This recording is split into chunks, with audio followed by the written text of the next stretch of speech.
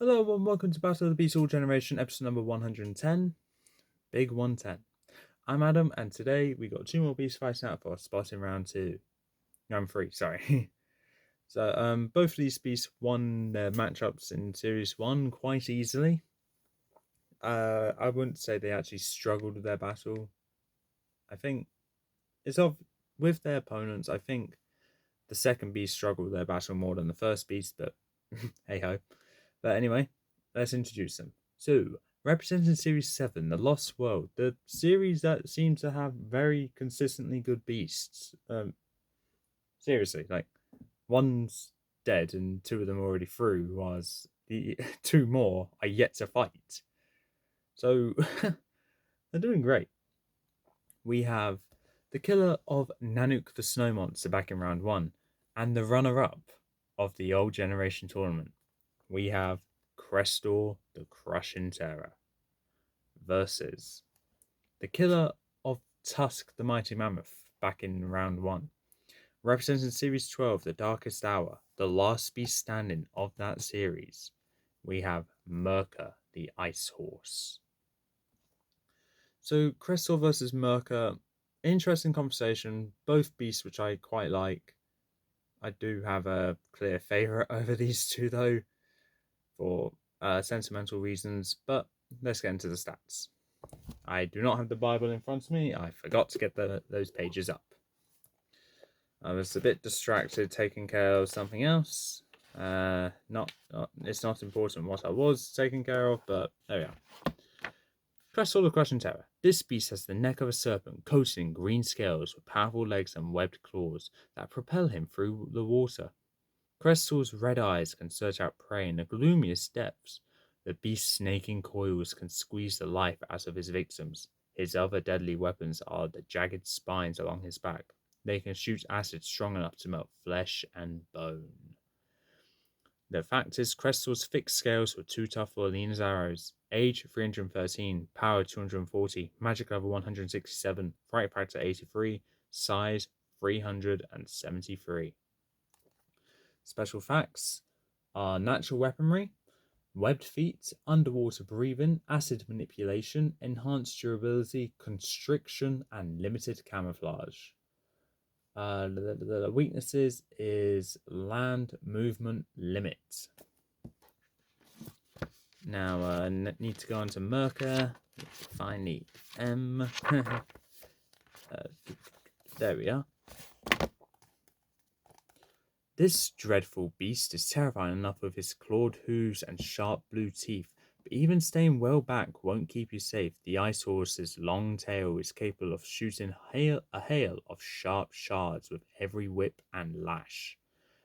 Fact is, Mirka is a terrifying combination of fire and ice. Age 386, power 249, magic level 188, fright factor 90, and size 157. And the powers and abilities are Ice Body, Ice Manipulation, Fire Manipulation, Fire Resistance, Natural Weaponry, and Natural Armor. So, with that, Krestor versus Mirka. Let's get into this. We're going with the Rocky Terrain Arena, as both of these guys are good in their own respective environments. But if they go in the other ones, they're not going to be as strong. So make it even. Rocky terrain, as we always do. So, with that being said, Krestor, Mirka, let the battle begin. As the chamber doors open, Mirka bounds out of his chamber straight into the center of the arena and just roars into the arena, standing on his hind legs and slamming his front hooves onto the ground, causing the ground to make a mild shake. And whilst Mirka's looking around for his opponent, all he can see is a pair of red eyes staring right back at him with nothing but anger. And out of there comes one thump, two thump, and then Krestor comes out in all of his glory and roars at Mirka.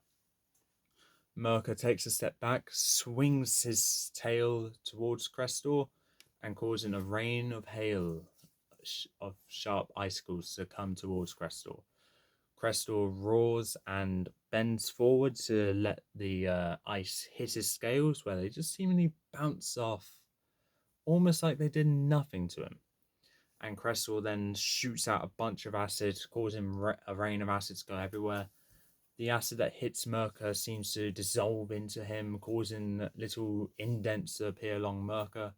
Mirka roars in pain as the acid continues to go deeper, but nothing too serious.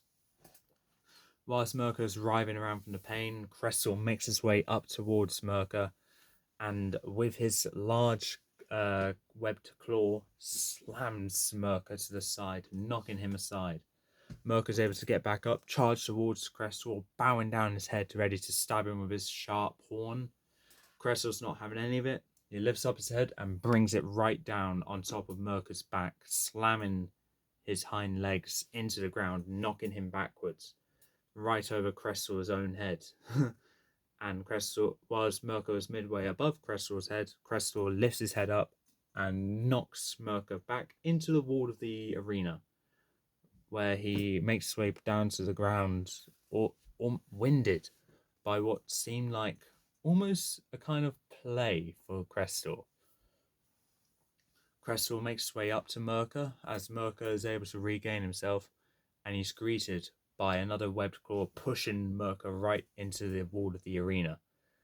And as Krestor continues to lift Mirka up, pinning him against the wall, he roars right at him and continues to just slam his body repeatedly into the stone walls. Mirka can feel cracks starting to form over his back where the weak points are, where the acid has landed on him. And the more Krestor slams him into the wall, the more the cracks are starting to appear.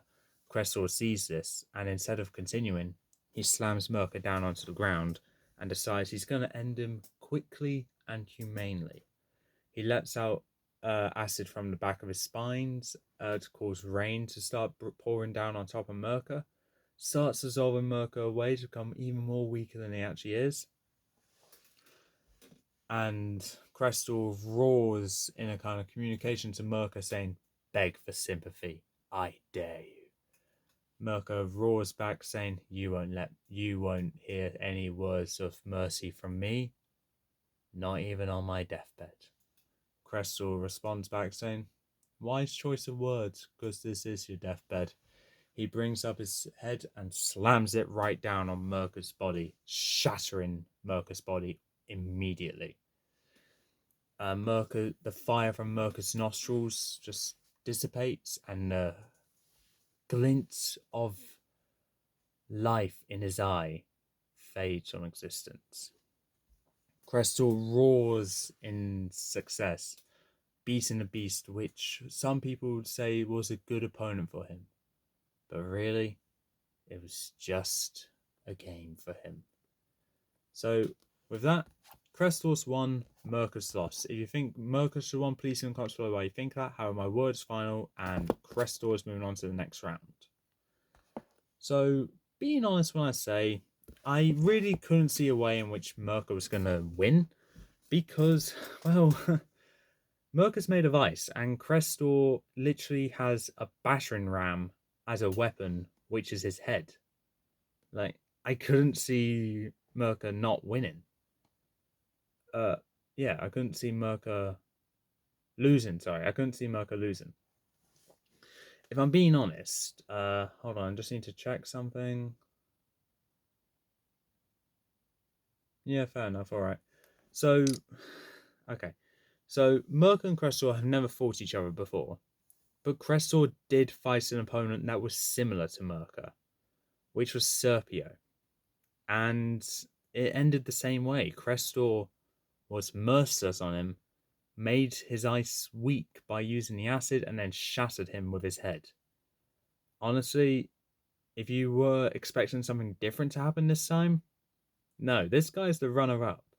He has shown that he has more different fighting techniques by making Mirka fall over his head and then launch him away like a catapult. But the point still stands, though. Whether you like it or not, like, Krestor's still the runner-up, so he knows how to beat a beast. And that's exactly what he did. So, Series 12 has been eliminated from the tournament, and another beast from Series 7 continues on to round 3.